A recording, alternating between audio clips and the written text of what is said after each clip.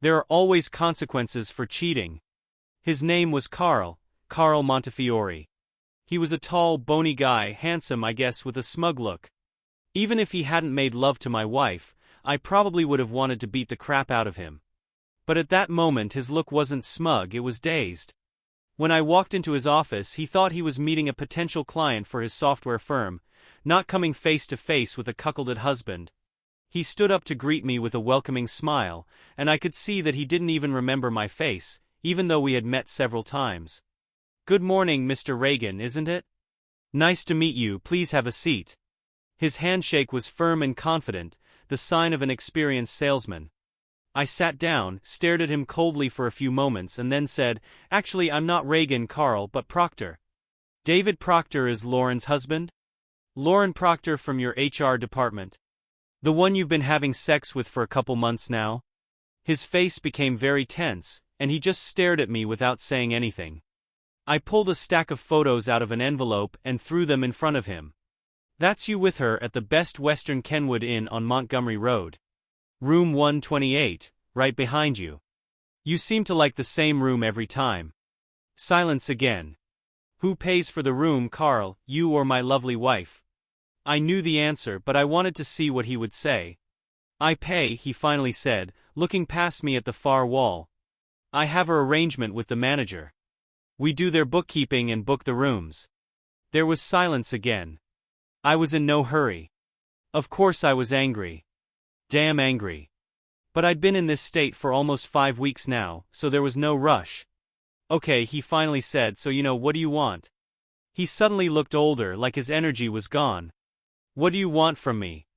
"Outside in my car, Carl, is a large manila envelope addressed to your wife's office. I'm going to stop by the FedEx office as soon as I leave here, unless I get a lot of cooperation from you during this visit." His face turned pale, but he managed not to jump up from his chair. I marveled at his composure. It would be very bad if Emily found out." He looked at me. "What do you want me to do?" I handed him a piece of paper. "Read it, then call my wife right now and talk to her about it. You can change the wording, change some pet name you use when you talk to her, anything. Make it sound natural, the way she would expect you to. But lay it out the way I wrote it." He read it carefully, then looked up. "I don't know whether Laure will agree to it." "If she'll agree to this," I laughed. "Carl, I've listened to audio recordings of half a dozen of your little get-togethers with my wife. You guys have been doing a lot more kinky stuff than that." He blushed when I told him I'd heard them together. He thought about it some more, frowning. Then he said, "What if I do it?" "What then?" I shrugged. "Then you'll be rid of me. And whatever you and Lauren do after today, I don't care." "And that FedEx envelope for my wife?" I shrugged again. "I'll throw it away." "Do I have your word on that, Mr. Proctor?" I leaned forward. "You're hardly in a bargaining position, Carl." "But yes, you have my word." He reread my script one more time, then looked at me again. And when I didn't move, sighed and picked up the phone. "Me and Lauren? Pretty much the same old story, no need to retell it. We met when she was in college and I had my first job. It was a blind date. She was good friends with my cousin Marie, who thought we'd be really good friends, and we were. Our courtship was completely typical, but that doesn't mean it wasn't amazing. I fell in love with Lauren by about the 5th date, and she seemed to feel the same way about me. The sex was a little vanilla at first, a little tentative, but we really opened up to each other and it got better and better. We got married after about 14 months, with Marie as maid of honor and my brother Bobby as best man. Almost immediately we had Tina, an unplanned but wonderful event. She is a tennis star, a great student and a talented artist, a fantastic, energetic, sweet girl, and I adore her. Lauren and I have always said we only have one child, but we have the best baby ever. I would say Lauren and I have a great marriage and a great life. In fact, I used to say that whenever anyone asked how things were going. Sometimes she would get a little flirty with our friends at parties, but then she would always reassure me. Because in fact, our lovemaking was never better than after we dated other people, and she became convinced of how attractive she was to men. I never doubted Lauren's devotion to me, not once in 19 years. No signs, no uncertain looks or sudden rush home to shower, no late nights at work, no scratches on her body. Nothing. We didn't have more sex or less.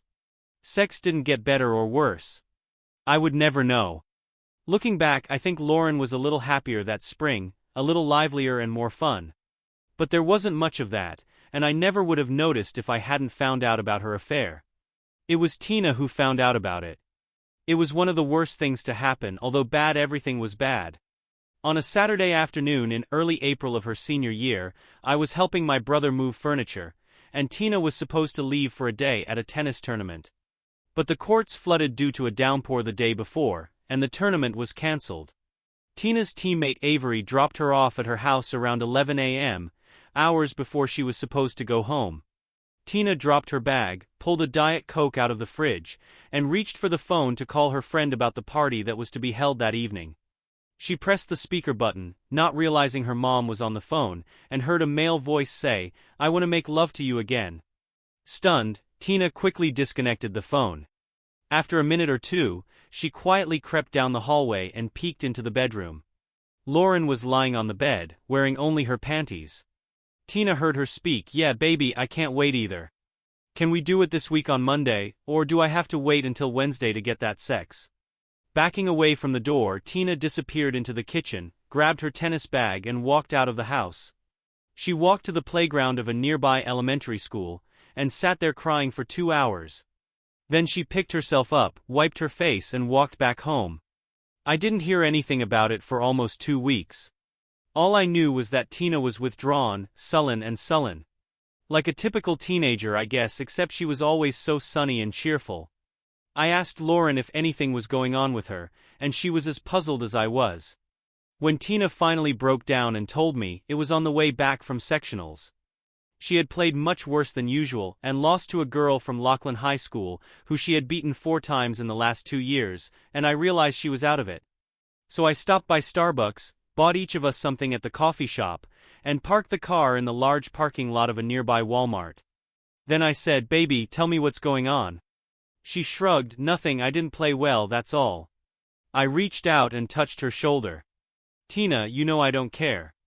It's just one tennis match, but you've been unhappy for weeks. Please talk to me, talk to your clueless old father who loves you." Then I waited. Over the years, I realized that Tina absolutely hated silence. She was just staring out the window, not moving. And suddenly I saw tears on her cheeks. Without turning her head, she said, "Daddy, Mom is cheating on you." What? I was on the verge of screaming at her that this was ridiculous, that this was crazy, that she had lost her mind. But I held back. I bit my tongue and waited. And she told me the whole story about how she'd come home early, what she'd heard and what she'd seen. Of course, it was impossible to believe it. I believed what Tina was saying, but I couldn't believe what it meant, what it was supposed to mean. We cried together for a while, and then I asked her to keep the secret while I figured it out a bit. So Tina and I made a sort of pact, a little private deal to hide all our suspicions and feelings from Lauren. It actually brought us closer together, even though we'd always had a great relationship. So I did what a poor husband always does in these situations. I spent a few thousand on a private investigator and let him do his thing. 3 weeks later I had the report, the photos, the audio recording. I went to work that Thursday, locked the door, turned off the ringer on my phone and got on the case. I read it all and listened to it all, cried and cursed. Took off my shoe and threw it across the room, knocking a framed college diploma off the wall. Pounded his fist on the table, walked around the room crying. Then I sat at my desk and stared out the window. When I calmed down around 1:30 p.m., I went to the diner for a late lunch. Over a Reuben sandwich and 2 cups of coffee, I started making plans. Even though we had a perfectly ordinary married life, it still meant a lot to me. I had been passionately in love with Lauren for almost 20 years, and I never had any reason to doubt that I was lucky to have her marry me. We loved socializing and just being together. We were friends, valued the same things and wanted the same things out of life. I'd say we were the happiest couple in the strongest marriage I've ever known. Probably not, right? As soon as I saw the private investigator's report, I knew it was over between us. I might have gotten over the brief affair, but she and Carl Montefiore had been enjoying each other's company for weeks. With great pleasure on both sides as far as I could tell, and they had an intimate relationship. They were well past the rush sex stage. One day, I picked Tina up early from school and we went out to lunch, just the two of us. I spared her all the details, but told her it was a real affair and that I was going to leave her mom. Tina was angry and unhappy. She wanted to go straight home and lash out at Lauren, but I calmed her down. Look, honey, you know your mom loves you, she adores you. She didn't do this to you, she did it to me. Maybe not on purpose to hurt me, I'm sure she thinks I'll never know it, but she betrayed me, not you, and it's up to me to deal with that. And do you think you can play the Oscars for a few more weeks? Being a typical daughter, not acting out of the ordinary until after high school? She nodded grudgingly. I guess so, Daddy. That is, if that's what you want. It's just, she started sniffing her nose again. It's just, how could she do that to you, to us? You're so wonderful to her, and her voice trailed off into sobs. And I moved to her side of the stall and hugged her while she cried. In the end, Tina promised to act like a loving daughter until graduation. In 3 days she was leaving for a 10-week junior tennis camp in Colorado, and then after a week at home she was off to UCLA. I let her know I was going to end the marriage after she left for the summer. And then I'll take a vacation and do some traveling, honey. How about I stop in Denver, Colorado for a few days and visit? She wiped her eyes noisily, tried to smile and replied, Yes, Daddy, that would be great. I took care of all the chores beforehand.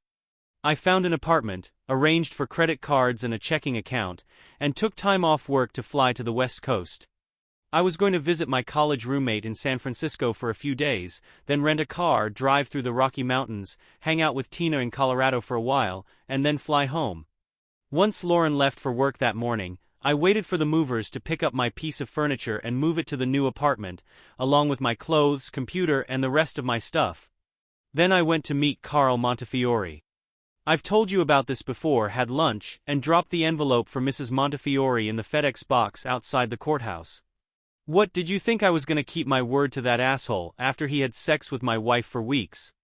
And at 1:45 p.m., I parked my car at the restaurant across the street from the Best Western, found a secluded corner and watched. Lauren drove in and parked right in front of number 128, walked to the main office, came back a minute or two later, put the key card under the mat in front of the door to 128, used another key to get in, and closed the door behind her. She had a shopping bag with her, and I figured she had brought everything Carl had asked for during their little phone conversation. I waited about 10 minutes, then went to the door, pulled a card from under the mat and walked in. Lauren was there, my wife, the woman I'd loved, cherished, and been faithful to for 20 years.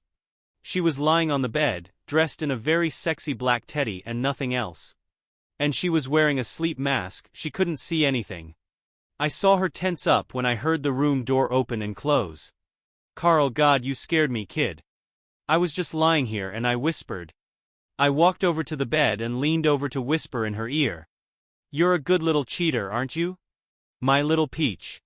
That's what he called her in some of the recordings I'd heard, God knows why.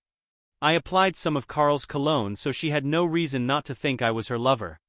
And now I'm here and I'm going to drive you crazy. I spoke in a whisper, knowing she wouldn't be able to realize it was me. Without another word, I found a shopping bag on the chair and pulled out the handcuffs. I restrained Lauren's hands above her head, then pulled a long rope from my pocket. Tying one end to the handcuffs, I reached down and shoved the rest of the rope under the bed, then walked around to the other side of the bed, picked it up, and tied the other end to the handcuffs on the other side. Taking 2 shorter pieces of rope, I tied one end of each to one of her ankles, and the other to a foot at the foot of the bed. Now she was crucified in the middle of the bed, unable to put her arms down, unable to sit up, unable to bring her legs together, and unable to roll over. You're a bad girl, aren't you? I whispered. She giggled and I slapped her ass. It made her jump up and squeal. I didn't hit her hard, certainly not with the anger I felt. I'm a very bad girl. Are you going to punish me? She smiled. Without another word, I took off my clothes and placed them on the chair by the door. Then I waited silently, knowing she didn't know where I was. Carl, babe. She was excited but a little nervous. I made her wait a couple more minutes while she called out to me a few more times. Then without warning, I started spanking her ass hard 20 times alternately on both buttocks. Carl, what? That hurt, baby. What? When I was done, she just said, "Baby, it hurts." What was that? I lay on top of her and whispered in her ear. "Aren't you a bad girl? Little cheater? A cheating little girl who cheats on her husband?" She frowned and replied, "No talking about him, remember?" Ignoring her, I continued, "What do you think he would say if he saw you like that, little peach? What would he say?" "Stop it, baby," Lauren whimpered. "Just touch me, okay? Make love to me." In a choked voice, she continued, "I know I'm bad, baby. Be my bad boy and punish me," and I did. I punished her exactly as I had planned, knowing that this would be the last time I would touch her, the last time I would see her naked. I made love to her, but after a while I stopped. Remember, this was a woman I'd had sex with for 2 decades. I knew her reaction perfectly well and waited until the last minute. "You asshole," she screamed. "Let's keep going. Please, baby." But I sat there watching her move her hips. "Please, Carl, please, baby, you've driven me to madness. Do you like that, baby? Do you like making love to me, you little cheater? Am I better than Dave?" Silence ensued. I may have been pushing against her a little, making it hard for her to breathe, but I didn't care. Finally, she spoke in a little girl's voice. "That was amazing, baby. You outdid yourself tonight." She giggled and added, "What's gotten into you? Or should I say, what's gotten into me?" Without answering anything, I got up and lay down next to her head. "That was great, Carl," she said again. And when I didn't answer, she asked, "Baby Carl, where are you?" Fully dressed, I sat down on the bed next to her again. "Right here, little peach," I said in my own voice and pulled the sleep mask off her face. Her eyes opened and she smiled at me, a little dazed as they began to focus. Then she cried out, one short sound, cut short instantly. I looked at her and her face took on a frightened expression. Her eyes widened and her mouth compressed into a frightened grimace. I had all kinds of angry words at the ready, weeks of rage and misery I was ready to unleash on her. But instead I said nothing, just watched her face as she digested what had happened in the motel room over the previous 2 hours. Lauren had gone very pale. She licked her lips nervously, looking at my impassive face. "David, my God, David, I can't think about what you, honey. It's not that, it's not that," she couldn't finish the sentence. Perhaps under the circumstances that's not surprising. I watched her in silence and tears began to drip from the corners of her eyes. She lay there, naked if you didn't count the teddy, and began to cry, shaking her head, still looking at me, but shaking her head, saying, "No, no, it's not. You can't, it's not." I stood up and watched her, still saying nothing as her sobs got louder and louder. Then I pulled out my prepaid cell phone and pressed a preset number. When the voice on the other end said, "Eyewitness News Hotline," I answered. "Yes, I am at the Best Western Kenwood Hotel on Montgomery Road, and there is some kind of internal conflict or sex going on in the next room, number 128. Yes," I continued, "I can't tell if the woman is being used or not, but there's a lot of screaming and yelling. I had already called 911, but I figured I'd call you guys too." Without waiting for a response, I ended the call. Lauren stopped crying. She turned her head and looked at me with a look of horror on her face. "No, baby, please don't let anyone see me, please, baby. I'm so sorry, I didn't mean to hurt you, please, Dave." Looking her straight in the eyes, I dialed the phone again. 911, what's your emergency?" The voice asked. "Yes, I'm at the Best Western Kenwood Hotel, and some guy is having sex with a woman in room 128, and the door is wide open, meaning everyone can see everything. I walked by with my kids and my God, he tied her to the bed and everything." I turned off the phone. Lauren screamed wildly, trying to get free. "Please, baby, please, please, please don't leave me here. I'm begging you, please." I leaned over and covered her mouth with my hand, holding her face tightly so she couldn't break free. Her eyes looked up at me in panic. I held her like that for a few minutes, just looking at her, looking at the face of the woman I'd loved for most of my adult life. And then I let her go and walked out of the room, ignoring her desperate screams and pleas behind me. I used a pillow from the couch to prop the door open and walked out into the parking lot, taking a seat on a bench near the street. About 4 minutes later, a large Eyewitness News van pulled into the parking lot. I waited until 2 guys, one with a large camera, headed toward the open door of room 128. And then I crossed the street, got in my car and drove away. Wouldn't it be nice to end it all right now? Lauren tied to the bed, camera crew heading to the room, police on their way. But there are always consequences whether you like them or not, unless someone's dead, I guess.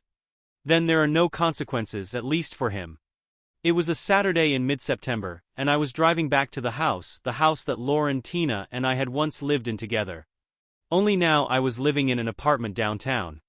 Tina was living in a UCLA dorm, and the house was for sale.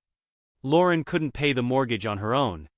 After Lauren and I had a little adventure that ended in the collapse of our marriage, I flew to San Francisco for a vacation.